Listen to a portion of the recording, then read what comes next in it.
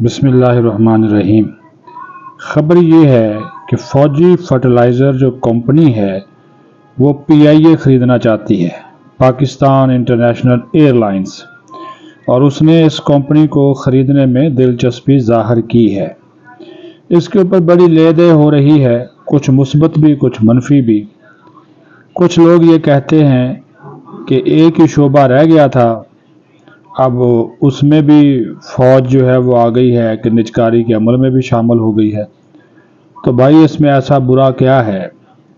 فوجی ادارے اگر اس ملک میں کام کر رہے ہیں تو اس ملک کے ادارے ہیں، اور فوج کے اندر جو ڈسپلن ہے، فوج کے اندر جو میرٹ ہے، جو نظم و ضبط ہے، اور فوجی اداروں کے اندر جو نظم و ضبط ہے، وہ اس چیز کی غمازی کرتا ہے، عکاسی کرتا ہے کہ چیزوں کو بہتر کیا جا سکتا ہے اور سنبھالا جا سکتا ہے۔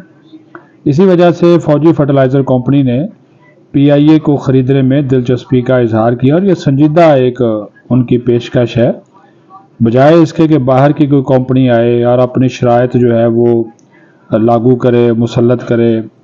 تو اچھی بات ہے کہ اگر پاکستان کا ہی کوئی ادارہ اس ایئر لائن کو خرید لیتا ہے جو کہ اس وقت خسارے میں ہے۔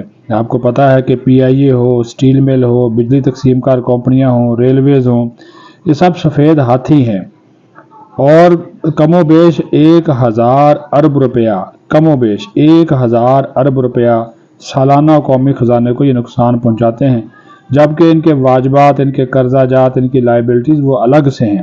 یہ میں صرف خسارے کی بات کر رہا ہوں۔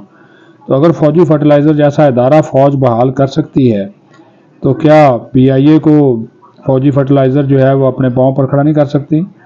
ڈسپلن لائیں، میرٹ لائیں، فضول بھرتیاں بند کریں، سفارشیں بند کریں، اور اس کو صرف جو ہے وہ ایک جس طرح ایک انٹرنیشنل ایئر لائن چلائی جاتی ہے اسی طرح اس کو چلائیں، تو کوئی مذائقہ نہیں ہے کہ یہ ایئر لائن نہ چل سکے، یہ کامیاب نہ ہو سکے۔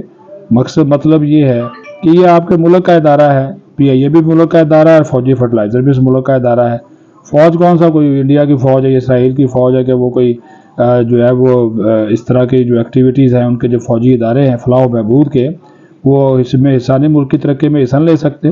100 ارب روپیہ 100 ارب روپیہ تو تقریباً یہ ٹیکسز ہی دیتے ہیں یہ ادارے، فوجی فرٹیلائزر ہو، فوجی فاؤنڈیشن ہو، دیگر ادارے اچھا خاصا اس میں ٹیکس ڈالتے ہیں، بلکہ بعض اوقات تو کہا جاتا ہے کہ 300 ارب روپیہ تک پہنچ جاتا ہے اگر مجموعی طور پر دیکھا جائے۔ تو اگر یہ خریدنا چاہتے ہیں تو اس میں دلچسپی دکھا رہے ہیں تو ان کو موقع دینا چاہیے۔ اوپن بیڈنگ ہوگی، سب کچھ جو ہے وہ سامنے آ جائے گا، جو زیادہ پیسے دے گا، زیادہ ریٹ دے گا، پی آئی اے خرید لے گا۔